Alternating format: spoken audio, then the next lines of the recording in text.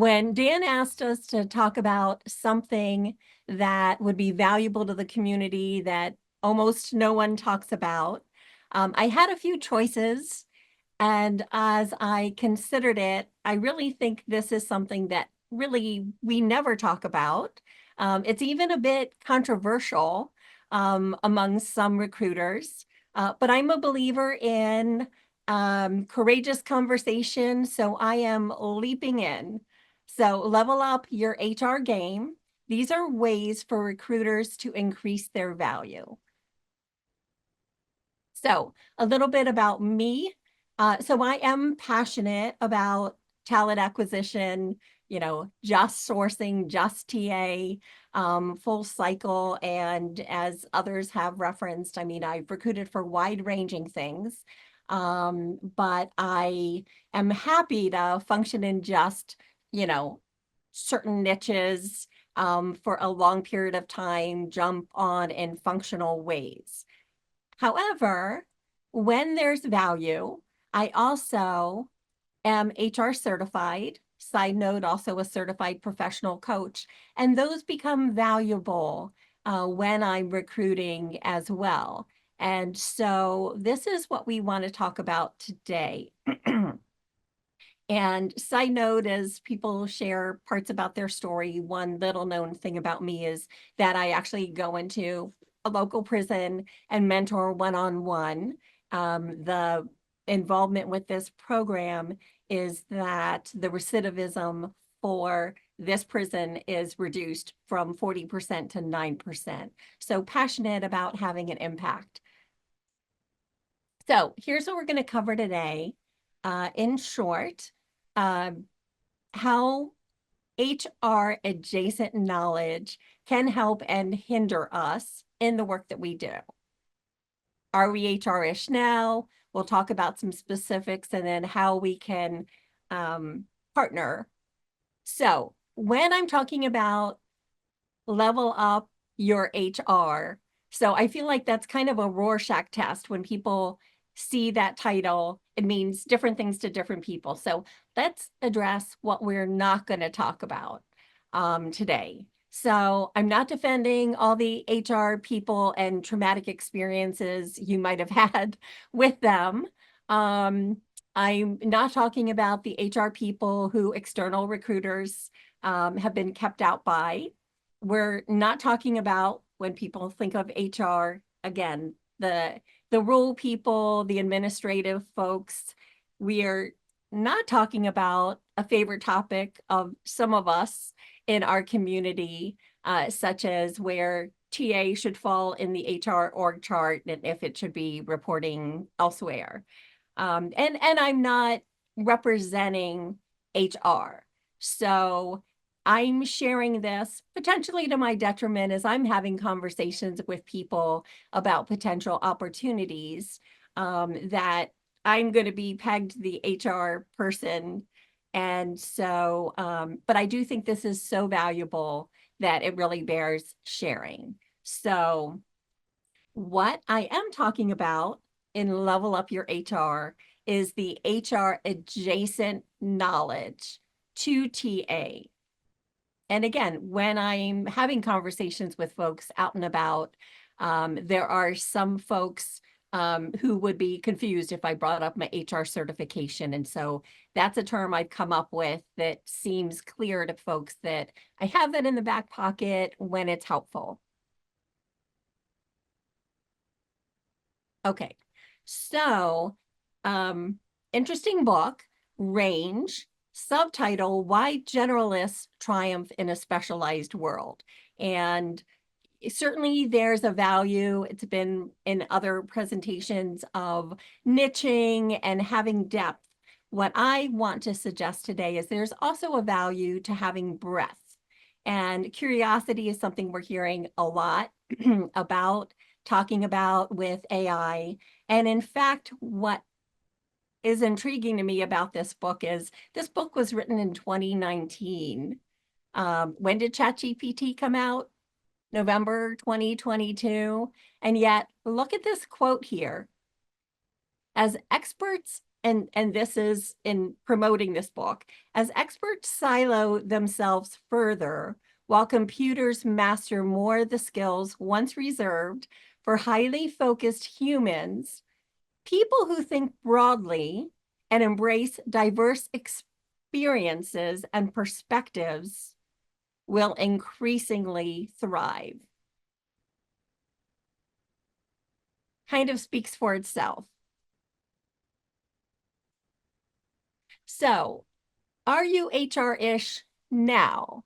So for years, we've had conversations, robust ones, where tens of thousands were in Facebook groups. And I've heard comments of, I'm just so glad I'm not HR. I don't need to follow the rules, until we have gotten to now where we realize, of course, there's all kinds of rules and legals and things that we now need to know and follow. Also, has a recruiting agency been sued? Has our company sued by the actions of employees? Sure, absolutely. Do we as TA interact with different departments, such as addressing total rewards questions or touching on onboarding, or need approvals from the compensation leaders in our organization or things like that? Again, depending on how your organization is structured, we touch on all of those things. Even the areas that, when we are functionally recruiting, there are things that can come into play, such as if you know that your company has a $5,000 training budget, you might be able to say to the hiring manager, look, this person has A, B, and C, and just needs to get to speed, but we don't need that immediately. Maybe we could spend that training budget on bringing this person to speed once they come on through this class.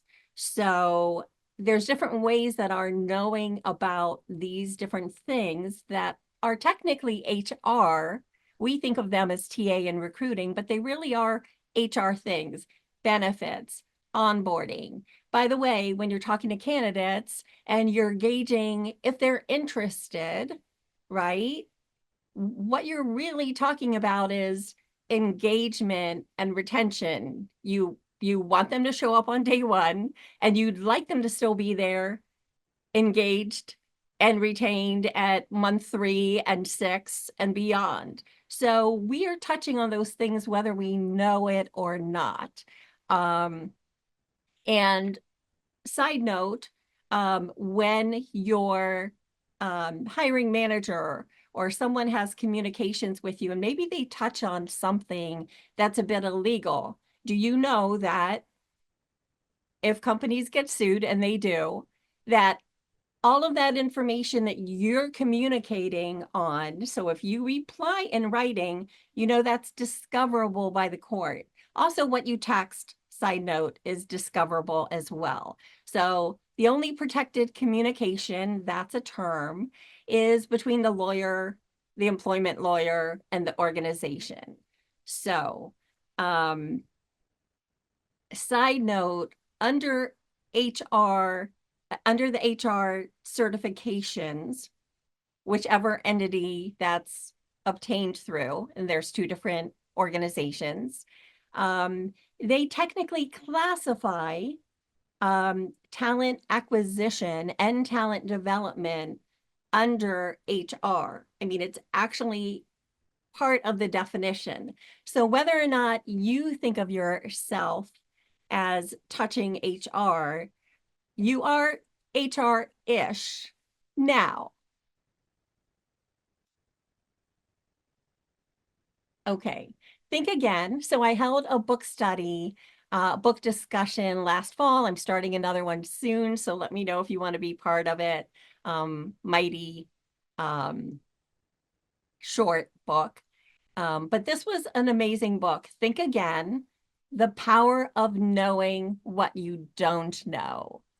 So there's a lot that I wanted to say, but for time's sake, I will just say on this topic that there's a sweet spot we want to be on of confidence, but also humility, right? It's actually when we recruit, that's what we are looking for.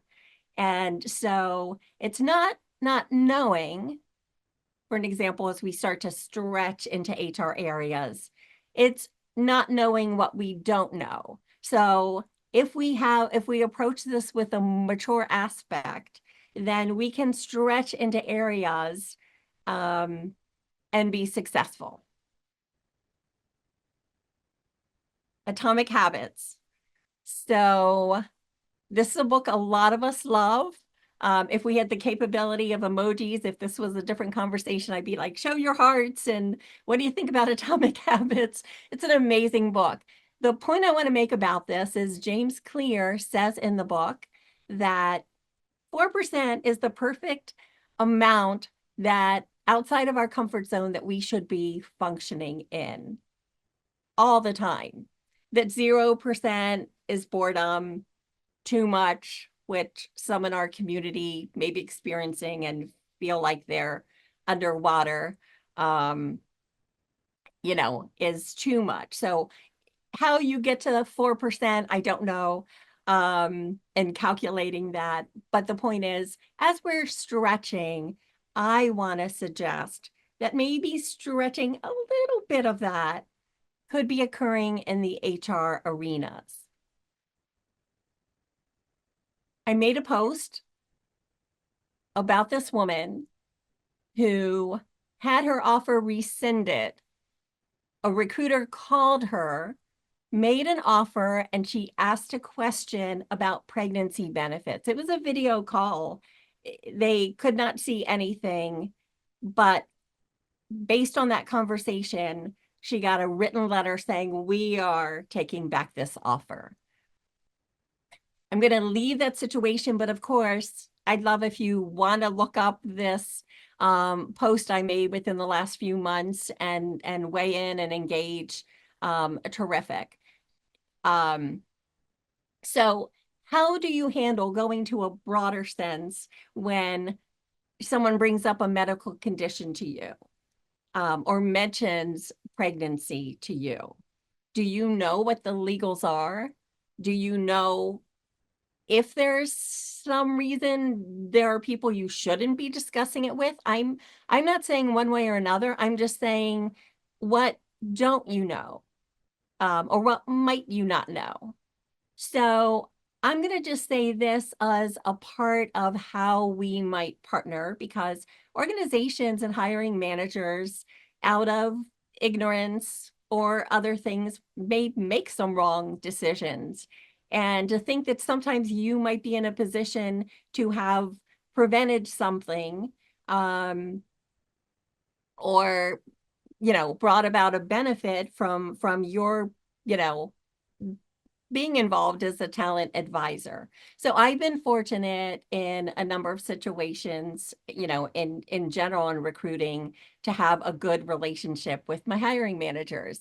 So if I became aware that, if in discussions it came up that they were dealing with someone with an unexpected pregnancy, and I'm going to say this, try to, for time's sake, really briefly, not in the words necessarily of how that conversation would go, but this is actually an advantage, even though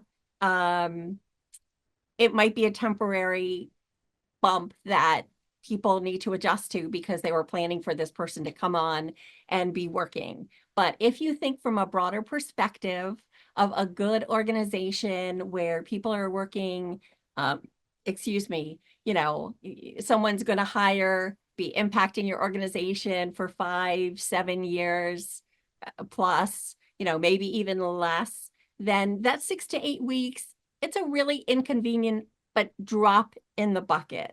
So how things could be handled is allocating these tasks to other people there, bringing in a temp to handle the tasks that can't be allocated, and coordinating the training so that this new employee is trained at the same time as those other parties. So you're project managing. And the win-win of it is you now have provided growth opportunities because that's a huge thing that employees look for. So that's kind of HR knowledge, those stretch assignments or things like that. And then in addition, you now have a raving fan that as you celebrate your employees, baby, she has an amazing story to tell people about your organization. So can a little broader perspective help? And might you be in a position to keep your company from being sued and having horrible posts on LinkedIn and in the news about them? You might. Compensation reanalysis. So, sorry, I want to look at my time.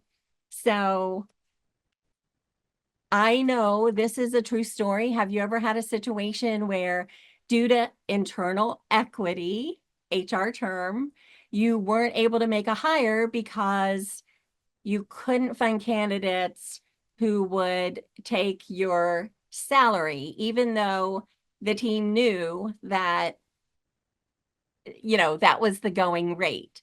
And so I know someone who walked who went to a leader. The leader walked this through. The comp analysis was done. And so they were able to go ahead, have everyone reevaluated. It was done quickly. And then they were able to make a hire at the correct compensation level. So could that happen? It did happen. It does happen. Side note, I recruited for Gallagher primarily for senior compensation consultants. So it was, everything we experience is right a terrific opportunity to get exposure into how does compensation work.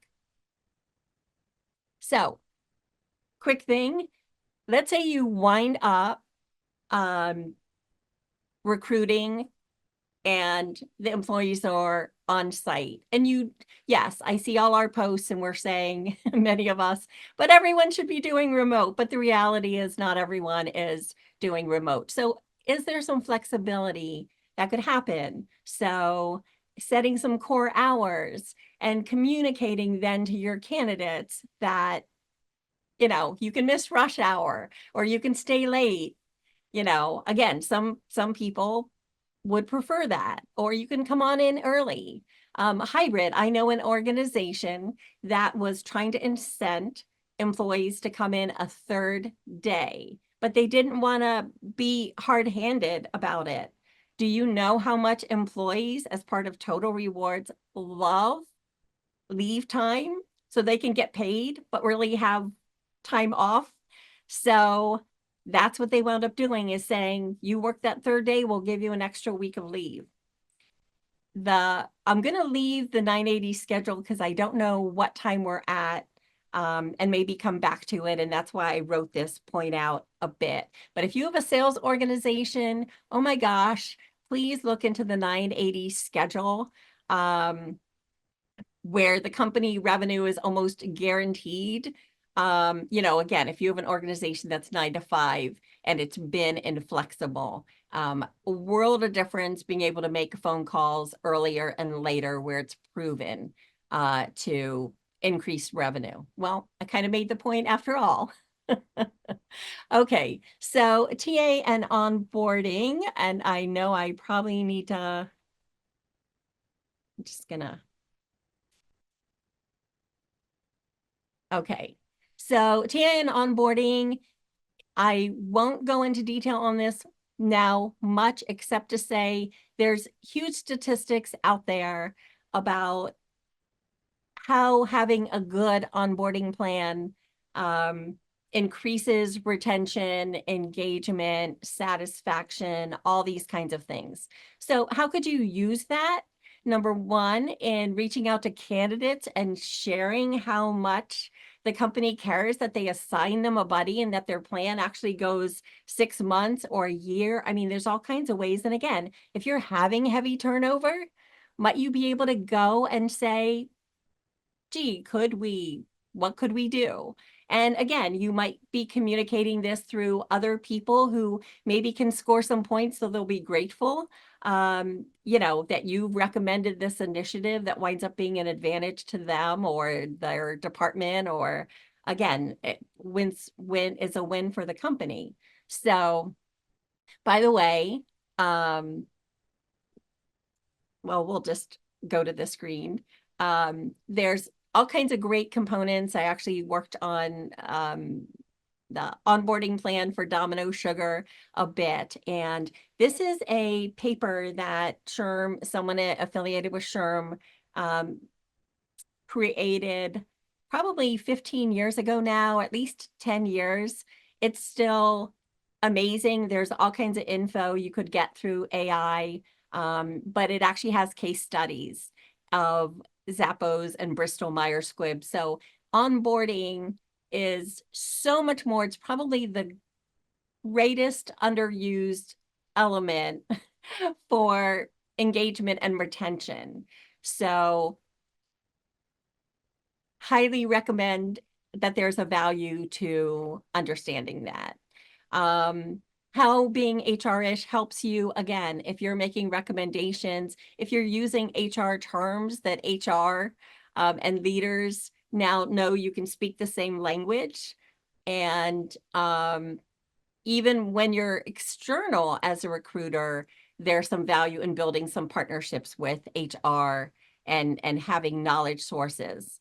Um, so when someone in TA wants to become more HR-ish, just as we've grown in our community about TA, if you start hearing conversations and from Hire Easy, then you also can be growing by joining this Facebook group. I highly recommend. It's not a podcast. I wound up writing that, a weekly meeting for World of Work. And so I'm just saying, instead of saying my organization or I could never do that, come from yes, ask AI, hey, what's an easy way that I could do this? And here's some information that a TA leader provided, and I wanted to take advantage and share that. So can we coexist? Can you level up your HR to increase your value in the community? I believe you absolutely can. Please connect with me on LinkedIn. And thank you so much, Dan, for this opportunity.